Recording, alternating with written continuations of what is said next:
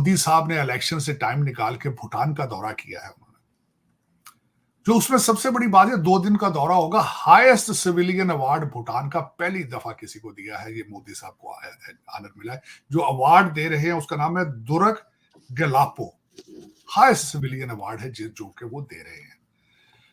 Interesting चीजें आपको पता है, मैं जरा थोड़ी सी यूनिक चीजें अपनी मर्जी के लिहाज से देखता रहता हूं। मोदी साहब के लिए उन्होंने नगमा गाया वहां पे, गारबा उन्होंने सॉन्ग गाया जो, और लेकिन मोदी साहब ने खुद लिखा हुआ था। ये बड़ी इंटरेस्टिंग बात है। मैं अब ढूंढूंगा उसको और आपको बताऊंगा, आपके देखने वालों को ढूंढ के वो नगमा गा के सुनाऊंगा। फिर उसके बाद वहां के किंग जो है उन्होंने किया, उन्होंने उनको जो जिस लफ्ज से बुलाया बड़े भाई के, उन्होंने जब खिताब किया 1968 के अंदर सफारती रिलेशनशिप भारत के साथ शुरू हुए हैं। मोदी साहब गए हैं, इन्होंने एक हॉस्पिटल इंडिया की मदद से बनाया है, उसका इफ्तिताह करेंगे। एक उसमें बुद्धिस्ट मॉनेस्ट्री है जहां जाएंगे, जहां वहां भी खिताब करेंगे। ये सबसे बड़ी बात है। अब क्यों गए हैं सब, और इतने कीमती वक्त, जो कि इलेक्शन चल रहा था, इलेक्शन में से टाइम निकाल कर गए हैं, जरूरी था, इंपॉर्टेंट था, क्योंकि चाइना मुसलसल अपने मसल फ्लेक्स कर रहा है उस रीजन के अंदर। मैंने शायद आपको बताया था कि मालदीव में भी, मालदीव तो उन्होंने बेच के रख दिया ना, बेच दिया, वो पैसे ले लिए। ये बड़ी बीमारी है, ये बहुत बड़ी बीमारी है। करप्शन हमें खाए जा रही है। चाइना से पैसे लेते हैं, भाईजान दुबई में मकान ले लेते हैं, और ज्यादा करने वाले मेरे ज्यादातर मोहम्मदन भाईजान हैं, वो ज्यादा उनको शौक है लंदन में और दुबई में, बहुत शौक है ना, बहुत शौक। तो वो मालदीव वाले भाईजान जो है उन्होंने चाइना से पैसा पकड़ लिया है, और वहां से, हालांकि उन्हीं की मदद के लिए जहाज थे वहां पे और जरा उनकी ट्रेनिंग के लिए, तो उन्होंने कहा नहीं भाईजान हम अपने रख लेंगे। चाइना वाले भाईजान ने पैसे बहुत दे दिए, तो वहां से उन्होंने वहां स्टेप ले लिया। नेपाली भाईजान पहले इस तरह का काम कर चुके हैं। आजकल हमारे चाइना के आर्मी जनरल जो है वो 2 श्रीलंका में और नेपाल जा चुके हैं। श्रीलंका वालों के गुर्दे तो ले लिए उन्होंने पहले, श्रीलंका तो आपको पता बैंक्रप्सी दे चुका है ना, उनके गुर्दे तो ले जा चुके हैं चाइनीज। अब जो पीछे लिवर विवर बचा है उनका, वो भी निकालेंगे श्रीलंका का। भूल जाते हैं श्रीलंका वाले के जब बैंक्रप्सी के सर पे थे, सबसे पहले जिन्होंने मदद की थी वो भारत ने की थी, रेस्क्यू किया था। लेकिन चले, फिर वो इस वजह से मोदी साहब को जाना पड़ा उन्हें दौरे में अपने इसके भूटान पे। अच्छा दौरा चल रहा है, जिससे अगले सब्जेक्ट पे जाएंगे। आज जो जाने से, आज के दिन में ही वेंसडे वाले दिन मोदी साहब ने 2 बातें की हैं। पुतिन से बात की, सदर पुतिन से, और फिर ज़ेलेंस्की जो हमारे यूक्रेन के सदर हैं, हम दोनों से बात की है।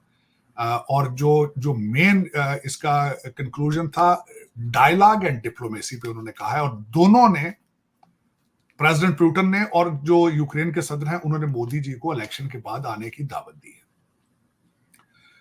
अब उसमें जिस तरह हम बात कर रहे थे कि आप ये स्टेटस कब एंजॉय करते हैं, to become a peacekeeper या नेगोशिएटर या रीजनल पावर, तो आपको कुछ देना पड़ता है। ट्रेड है, कहते हैं ना, चुधाटें जो होती हैं, जब चौधरी बनना होता है तो कुछ पैसा लगाना होता है। अब जिस तरह मैंने आपको बताया है कि भूटान गए हैं, वहां हॉस्पिटल दिया उन्होंने। इसी तरह बांग्लादेश गए, उनको पैकेज दिया था, इंटरेस्ट फ्री लोन, इंटरेस्ट दिया था। यहां भी मुसलसल यूक्रेन में भारत जो है वो ह्यूमैनिटेरियन एड वहां पे उनको सप्लाई कर रहा है। तो आज जब उनकी बात हुई तो प्रेसिडेंट ज़ेलेंस्की ने एक तो शुक्रिया अदा किया कि आप जो हमारी मदद कर रहे हैं उसका शुक्रिया, और दूसरा उन्होंने कहा है कि एग्रीकल्चर में, एविएशन के अंदर, फार्मास्यूटिकल और इंडस्ट्रियल जो उनका फील्ड है, उसमें उन्होंने रिक्वेस्ट की कि भारत हमारी मदद। और दूसरा, इसमें स्विट्जरलैंड के अंदर जो एक पीस समिट हो रही है, इनॉग्रल पीस समिट, उसके अंदर उनकी मुलाकातें भी होगी। लेकिन दोनों तरफ से जो इनविटेशन आई है, इनविटेशन ऐसे नहीं होती। जाहिर है जब वो आपके ऊपर उन्हें एतमाद होता है, वो समझते हैं कि we have some kind of understanding both side से, तब इनविटेशनें दी जाती हैं और किसी कॉन्फ्लिक्ट पे बात करने की दावत दी जाती है। तो मैं समझता हूं कि भारत ने और डॉक्टर जयशंकर साहब ने, इन्होंने रीजन के अंदर बिलखसूस यूक्रेन और रशिया पे जो एक न्यूट्रल अपनी पोजीशनिंग रखी है, मेरे ख्याल में president Modi will be the best candidate to discuss peace in the area. इसमें ये मैं बल्कि ये क्रेडिट देना चाहूंगा मोदी एडमिनिस्ट्रेशन को कि they have taken India to this next level कि as a regional superpower they can play a role as a peacekeeper in the area, in the region. की तरफ आप सबसे रिक्वेस्ट है कि जिसने भी चैनल को सब्सक्राइब नहीं किया है प्लीज चैनल को सब्सक्राइब करना ना भूलिएगा, साथ साथ बेल आइकॉन को भी क्लिक कर देंगे तो जी बड़ा अच्छा हो जाएगा, क्योंकि जैसे कोई नई वीडियो आएगी आपको फौरन ही नोटिफिकेशन भी मिल जाएगा। तो दोस्तों कैसी लगी आपको ये वीडियो हमें कमेंट सेक्शन के अंदर ज़रूर बताएं, अपनी राय जरूर दें। जैसा कि हमने इस वीडियो में देखा कि प्रधानमंत्री नरेंद्र मोदी भूटान के 2 दिन के दौरे पे गए हुए हैं। शुक्रवार को भूटान के राजा वांगचुक ने प्रधानमंत्री को वहाँ सर्वोच्च ऑर्डर ऑफ ड्यूक नाम से जो अवार्ड है, जो कि वहाँ का सबसे सर्वोत्तम सिविल अवार्ड है, उनसे सम्मानित किया। मोदी ने कहा कि यह सम्मान 140 करोड़ भारतीयों को समर्पित कर। जैसा कि आरजू काजमी और साजिद तार ने भी बातें करी कि कैसे मोदी एक नया रोल इस पूरे खित्ते में निभा रहे हैं, जो कि है पीस मेकर का। मोदी ने भी कहा कि आज एक भारतीय के नाते मेरे जीवन का बहुत बड़ा दिन है। आपने मुझे भूटान के सर्वोच्च राष्ट्रीय पुरस्कार से सम्मानित किया।